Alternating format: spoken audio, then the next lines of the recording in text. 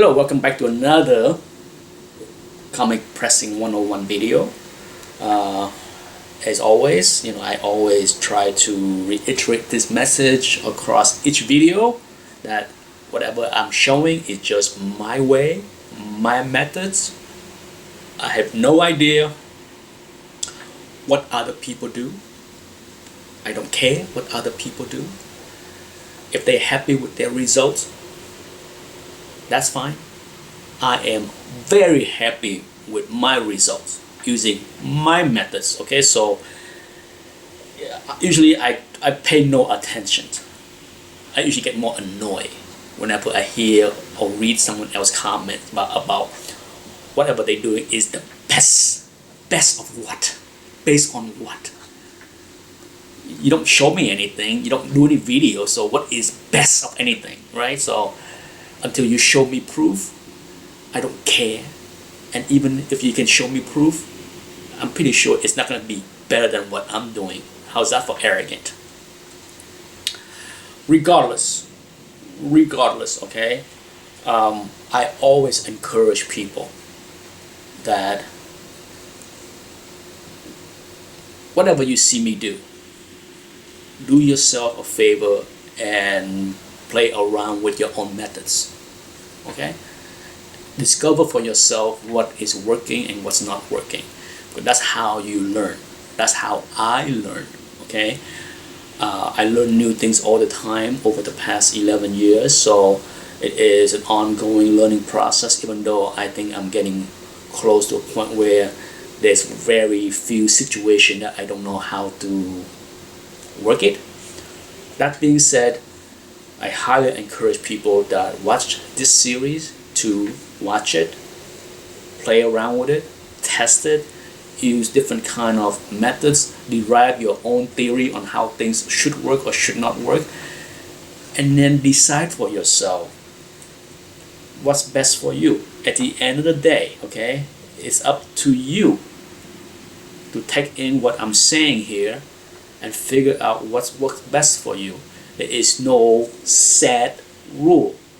Okay, that's why I don't believe in some kind of 30 minutes tutorial video that someone can put out there on YouTube and it's all done. There's a lot more to it.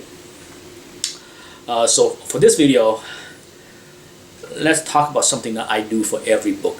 Okay, I have a Silver Age books here, and for those that are in the modern books, you're likely to see or feel that the staple area is usually a lot thicker. Even though the paper, the page quality of modern books tend to be stronger yet thinner. Does that make any sense? Like when I hold, this is a Silver Age book, okay? When I hold a Silver Age book or Golden Age and I touch the area, squeeze the area where the staple is, I can still feel the staple, but a lot of time it's not pronounced. It's not like it's really thick, like the staple is really thick. But when I touch or squeeze a modern books today, I really feel the staple. I can really feel the staple, and I have seen badly pressed book where a modern books was pressed and there's an indentation of the staple on the cover because the staple is thicker than the rest of the page once the press machine came down. Okay, so that has happened. That happened on some Bronze Age and Copper Age books too. Okay, so I'm not saying that it's limited to modern only, but to combat that, for sure, what I do with every book, regardless if it's needed or not, is I open the book up to the centerfold area, okay? Use a backing board, a thin one, doesn't have to be a full back. I don't use a full back because that's almost too thick. I use a regular backing board, put it flush against the spine, okay, and that provide something that I found later to be very very beneficial. If I don't use this backing board right here, I find that sometimes the result that I get from pressing a book is not as good as having the backing board in there. Why is that? It's because, the 20 page of pulps sometimes are soft enough, it almost acts as a cushion and absorbs some of the pressure. Okay, because the pressures are coming from both above, pressed down to a hard surface below, right? So when you press a book, but because of the soft pulp paper, sometimes that act as a cushion, like a soft pillow, that reduce the effectiveness of the press. So by inserting a hard backing board in the middle, you provide an extra layer of resistance that provide a more firmer press, if that make any sense. I know I have pressed many books in the early days without the backing board, and then I start to use the backing board, and maybe I'm seeing things. I'm not saying that there's no proof, okay? I'm not sitting here and telling you that, I'm not making up science, okay? But for me, I find that I felt that I get better result with the backing board here. And at the same time, for some books that have the thicker staple, it definitely protect the book from getting the imprint of the staple on the cover. So it does provide some use on some books, regardless if whatever I said earlier about providing a firmer surface for the press machine to give you better results. So I do that for every book, regardless of the age. Okay, regardless of the age, I do that. And let's move on to another topic that I think a lot of people will find extremely helpful. But to do so, I need to bring the camera down. One of the most common questions that I receive over the many years is how to handle overhang, whether it's on the top edge, which is very common, right, as well as the right edge. Not so much for this book, but often it's rare to have overhang on the bottom edge. Okay, I have seen it. I have had books that have overhang on the bottom. They are rare, but when that exists, usually the bottom are pretty much worn out, because that's just the natural way of people store their books, right? So usually when you see that, not much can be done. Usually the damage has already been done as far as the creases and the tears. But for this book right here, you can see the bend. First important thing to do always when you're trying to fix or press a book like this, the first thing you want to do is to make sure that you straighten out all the edges, align things the right way, okay, so that when you press it, you don't damage the book further. So if you have a overhang like this, the last thing you want to do is not straighten out this spot right here, so that when you press the book, you end up bending it even worse and damage it. So what I do is I normally go through lightly and make sure I straighten out all the little edges. Okay, you can use whatever tool you want. I just use my soft fingers and just make sure everything is straightened out that way. Okay, that's how I do it. Okay, you can do however you wish. As you can see, what you want to do is be gentle, be careful. You don't want to make the problem worse by knock off a little chip like that, right? So you see how I was able to straighten it out.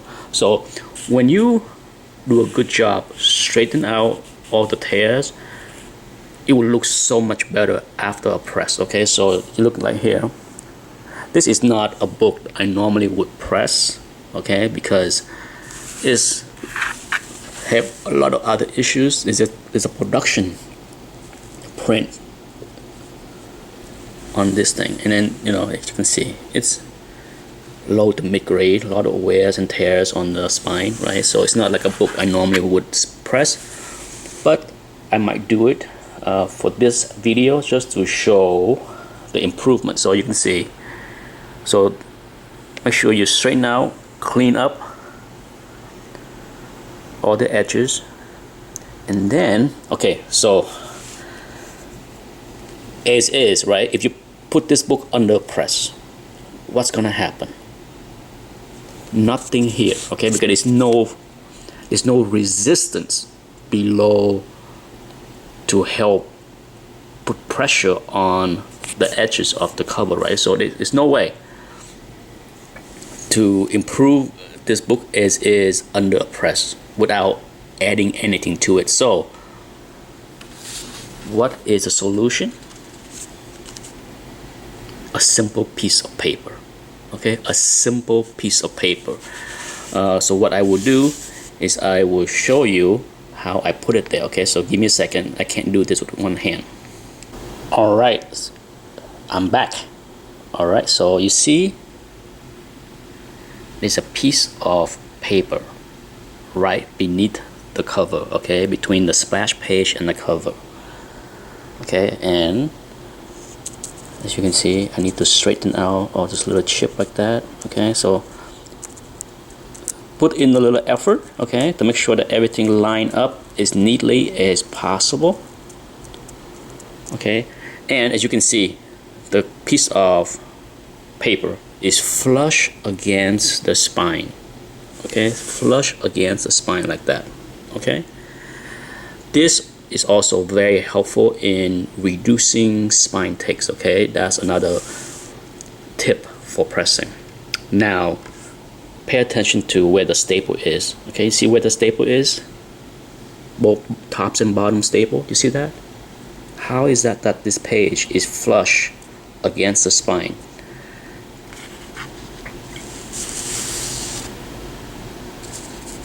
Okay, so this is book by book, okay? I line the paper up where the staples are, and I make a little cut like that, so that this way, because if you do not cut this part out, what will happen? What will happen to this piece of paper? It's gonna stop right here, right? It's not gonna go flush against the spine, correct?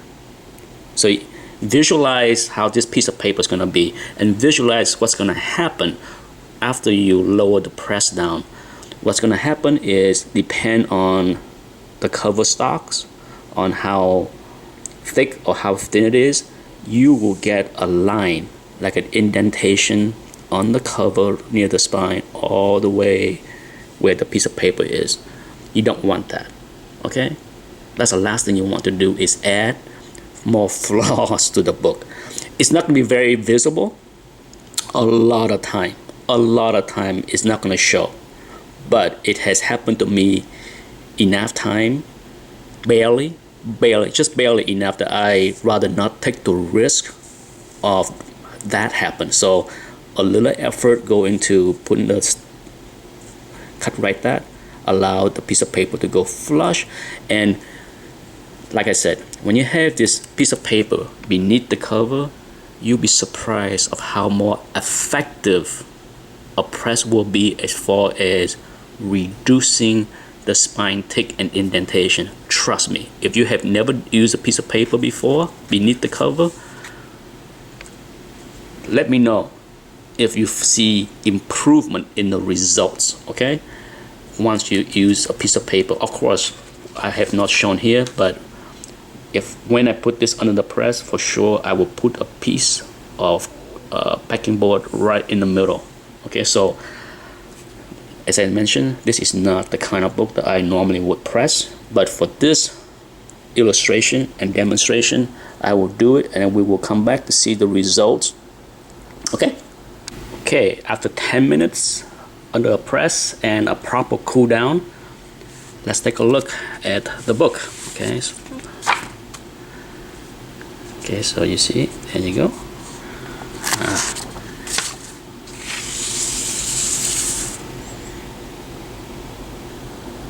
What do you think?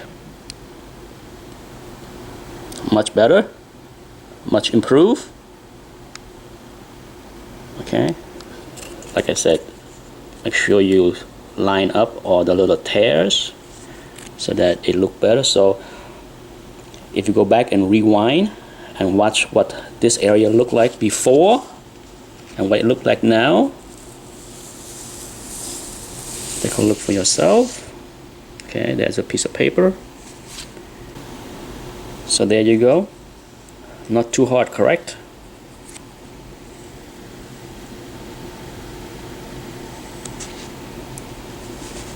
I'm sure other people may have other methods, but that's for me, this is it. This is how I have handled overhang for the past 10+ years. Okay, so, and that's it. I hope you find this video useful. Thanks for watching. Bye bye.